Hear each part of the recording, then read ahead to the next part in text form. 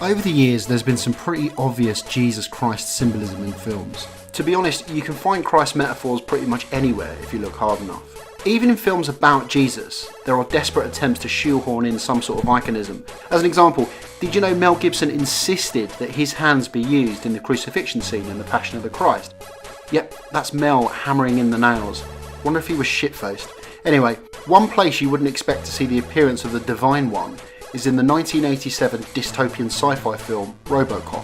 A lot of the time metaphors in films are fan theories or people reading too deeply into the images or deliberately part of the director's vision. And this one falls into the latter, with Verhoeven stating the following. The point of Robocop is, of course, it is a Christ story.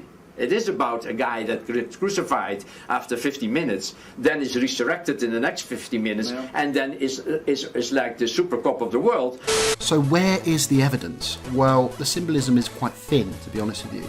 But there are a couple of standout scenes. Firstly, during the death of Murphy is in a crucifixion-like pose, and Boderick and his stock standard bad guys shoot directly into the centre of Murphy's hand, like hammering in the nail.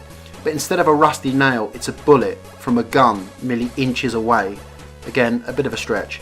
However, the most obvious metaphor is the fact that Robocop is depicted to be walking on water, much like JC himself. Now, Verhoeven was right. He was resurrected like Jesus. However, Jesus spent his time helping the poor and the needy, but Robocop administers a different type of love, and that's shooting people in the cock.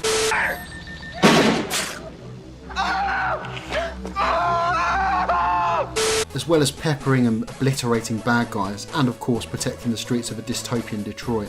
Funnily enough, Verhoeven's vision of Detroit is pretty much what it looks like nowadays. The movie is groundbreaking and has a great cast.